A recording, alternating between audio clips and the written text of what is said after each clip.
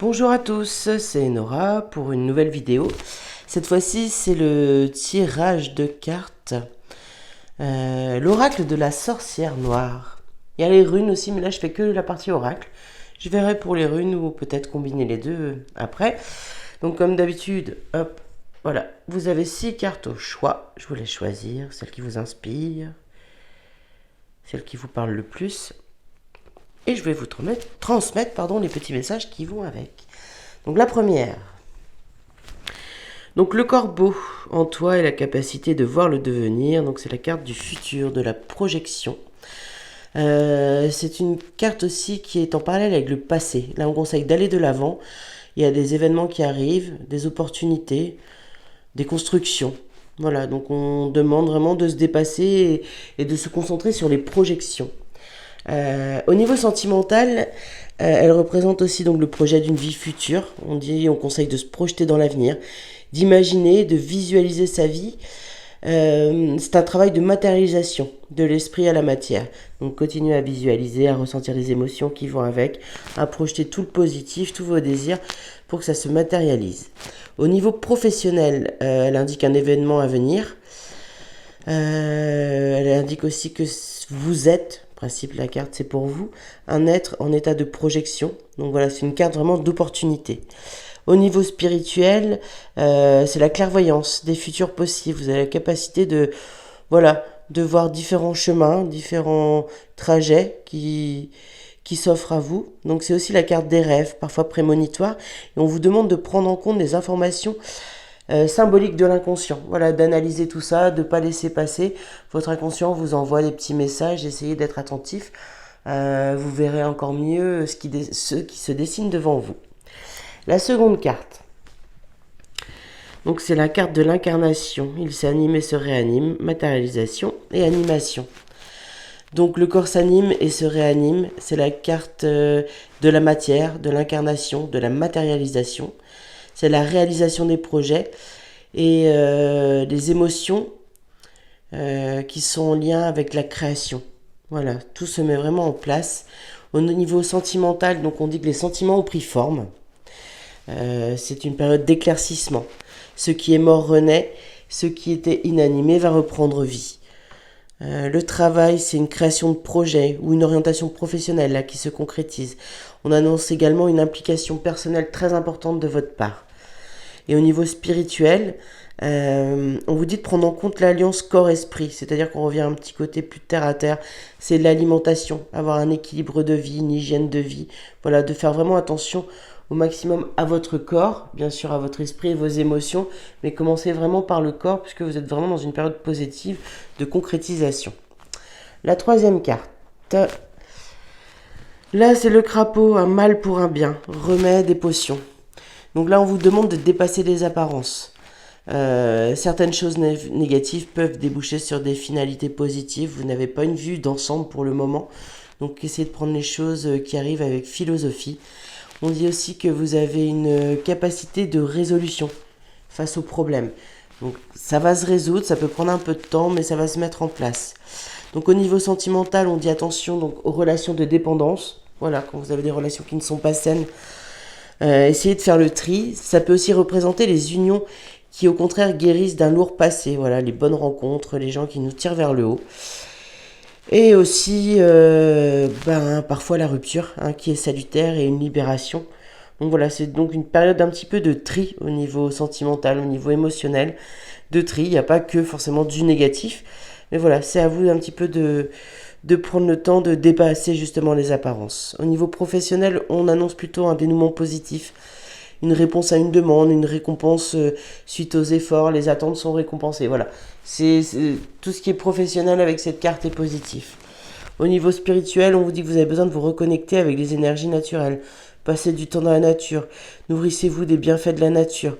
Et pourquoi pas aussi utiliser une médecine naturelle, s'il y a quelques maux auxquels vous ne trouvez pas de solution. Ça peut se trouver par l'homéopathie, les huiles essentielles, le magnétisme, peu importe. Trouvez ce qui vous correspond. Trouvez réellement ce qui vous correspond. Donc la quatrième. Donc la 9, là c'est la carte des noces. Les âmes sœurs ont pris rendez-vous.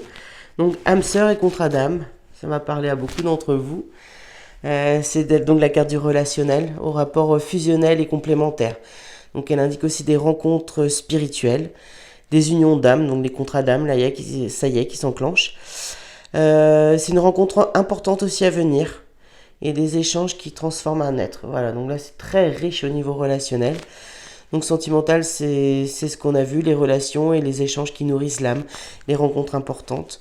Professionnellement, on parle d'épanouissement, d'un emploi où nous faisons corps avec notre travail et où on donne beaucoup de soi. Au niveau spirituel, donc là c'est lié aux émotions et à l'empathie. Donc elle invite à être en recherche de relations équitables et saines. Donc toujours faire ce tri, hein. Quand les personnes vraiment sont un petit peu en mode parasite, on nettoie, on élimine, on ne peut pas aider les gens malgré eux. Ensuite, la 5e. Donc la carte de la cage, les pensées, lâcher les pensées obsessionnelles. Donc enfermement, obsession. Donc ce sont des pensées invalidantes, là qui empêchent les réalisations. C'est un enfermement dans des pensées obsessionnelles qui bloquent tout, qui bloquent toute l'énergie qui est en vous et autour de vous. Le conseil bien sûr est de lâcher prise, même si c'est difficile, il n'y a pas d'autre solution. Hop, je m'en moque et j'avance. Il faut rompre l'emprise, voilà, afin de se libérer de vous-même.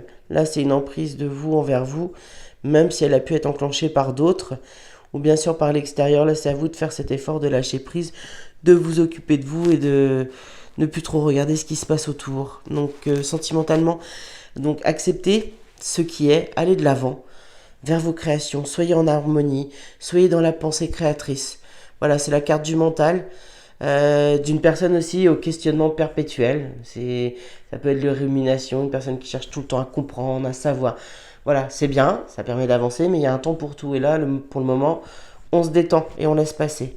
Au niveau professionnel, donc là, on suggère plutôt un milieu professionnel cloisonné, limité et limitant.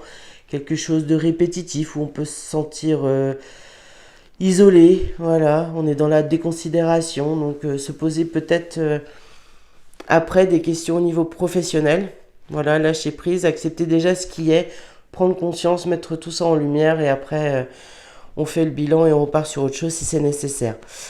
Spirituellement, c'est donc bien sûr la carte du mental, des pensées, des peurs qui reviennent en boucle. Donc c'est ce qui est invalidant, ce qui va provoquer la non-réalisation, la fermeture de l'esprit. Ça suggère aussi une personne à l'esprit cloisonné. Donc voilà, on lâche prise, on ne juge pas, on essaye de s'ouvrir à la nouveauté, de comprendre et on se détend. La dernière carte, la 6e. Bon, on finit sur une note positive, la sagesse. Lorsque le cœur parle, il éveille de bons sentiments, donc raison et honnêteté. C'est la capacité à voir au-delà des yeux de l'âme, à voir au-delà des yeux, non, à voir avec les yeux de l'âme, pardon, au-delà de toute superficialité. Donc c'est être impartial, sage face aux difficultés, être dans des bons sentiments, incarner la paix, la sagesse, voilà, rayonner, ce qui va aussi permettre d'aider les autres, d'aider l'entourage. Tout a une raison, ça vous le savez. Le plus difficile est de comprendre l'enseignement souvent qui est caché derrière les coups du sort. Mais là, vous avez la capacité de le faire, de prendre de la hauteur. Au niveau sentimental, on désigne une personne réfléchie, sincère, capable d'être d'une grande écoute, que ce soit vous, quelqu'un de votre entourage, qui sait entendre raison et qui prodigue de bons conseils, des conseils éclairés avec cette carte. Professionnellement, on invite à relativiser, peser le pour, le contre, prendre le temps. Voilà, avoir un regard sincère et être honnête envers soi. Est-ce que la situation, l'emploi nous convient ou qu'est-ce qu'on désire faire, mettre en place, créer. Et spirituellement, donc c'est la carte nous questionne sur notre capacité de réflexion. Voilà. On nous invite aussi à être en osmose avec nous-mêmes, à être fidèles dans nos aspirations. Voilà, logiquement, ceux qui ont choisi les cartes de la sagesse savent déjà où aller et voilà, on conseille juste de rester honnête envers vous-même et serein. Donc voilà pour le tirage, n'hésitez pas à vous abonner, à partager les vidéos et toutes les coordonnées si vous souhaitez une séance chez moi ou par téléphone. À bientôt!